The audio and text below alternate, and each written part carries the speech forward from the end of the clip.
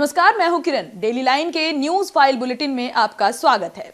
इस बुलेटिन में हम आपको बताएंगे कि आम आदमी पार्टी की नेता और मंत्री आतिशी ने क्या बड़ा बयान दिया है। साथ ही बताएंगे स्मृति ईरानी ने राहुल गांधी को लेकर क्या कहा और ये भी बताएंगे कि पीएम मोदी समेत तमाम बड़े नेताओं ने आज रैलियों में और जनसभाओं में क्या कुछ कहा। लेकिन उससे पहले नजर आज की हेडलाइंस पर। आप नेता आतिशी ने किया बड़ा दावा, दिल्ली में राष्ट्रपति शासन लगाने की साजिश की कही बात, भाजपा ने किया पलटवार। स्मृति ईरानी का राहुल गांधी पर हमला, अमेठी ने 15 साल तक निकम्मे सांसद को ढोया, वायनाड से प्रत्याशी बनने पर कसा तंज।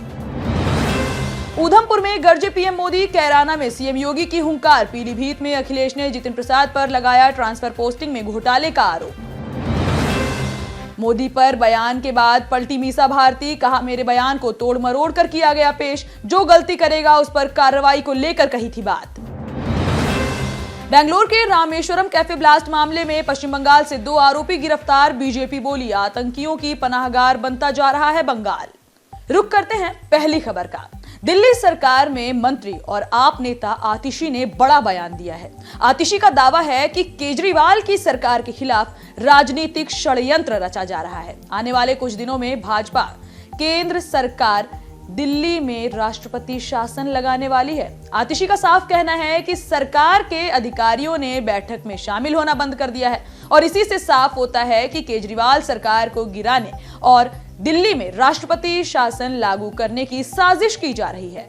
वहीं पलटवार करते हुए इस मामले पर भाजपा सांसद मनोज तिवारी का कहना है कि सनसनी फैलाने के लिए आप नेता कुछ भी बोलते हैं। मूल समस्या ये है कि दिल्ली वाले परेशानी का सामना कर रहे हैं। साथ ही मनोज तिवारी ने यह भी कहा कि केजरीवाल सत्ता के लोभी हैं, लेकिन इसी वजह से वे जेल से सरकार चलाना चाह रहे हैं। जेल से सरकार चलाना प्रशासनिक ढांचे में संभव नहीं है, लेकिन उनको दिल्ली की चिंता नहीं है। मनोज तिवारी का यह भी कहना है कि केजरीवाल व्यक्तिगत लाभ के लिए कुर्सी से चिपके रहना चाहते हैं।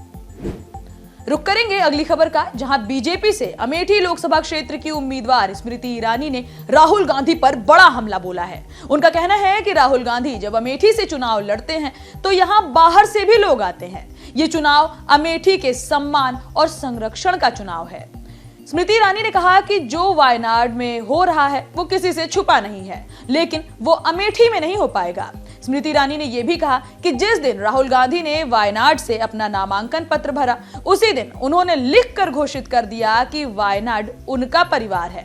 स्मृति ईरानी ने यह भी कहा कि यहां तक तो ठीक था, लेकिन राहुल ने कहा कि वायनाड के लोग ज्यादा वफादार हैं, तो अमेठी के लोग क्या हैं।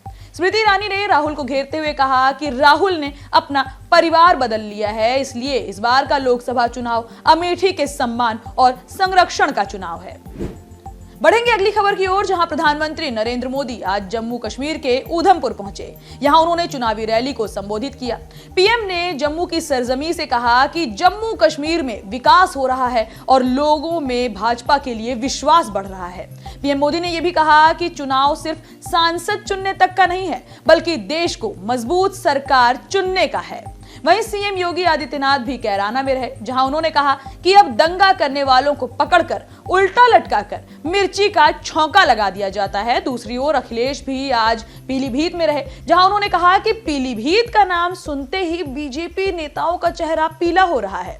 वहीं अखिलेश ने जितिन प्रसाद पर ट्रांसफर पोस्टिंग में घोटाले का आरोप भी लगाया। बात करते हैं अगली खबर की, जहां चुनाव के बाद सरकार बनने पर पीएम मोदी सहित बीजेपी नेताओं को जेल भेजने वाली बात पर आरजेडी नेता और लालू यादव की बेटी मीसा भारती बुरी तरह फंस गई हैं। बैकफुट पर मीसा भारती आ चुकी हैं और अब सफाई भी दे रही हैं। शुक्रवार को उन्होंने मीडिया पर टीकरा फोड़ते हुए कहा कि उनके बयान को तोड़ मरोड़ कर पेश किया गया। मीसा का कहना है कि उन्होंने इलेक्टोरल बॉन्ड पर सुप्रीम कोर्ट के फैसले का जिक्र किया था, लेकिन उनकी बातों को गलत तरीके से जनता के सामने पेश किया गया। मीसा ने कहा कि उनका कहने का मतलब सिर्फ इतना था कि उनकी सरकार आई तो जांच कराई जाएगी और जो भी दोषी होगा उस पर कार्रवाई होगी, उसे सजा मिलेगी और उसे ही जेल जाना पड़ेगा।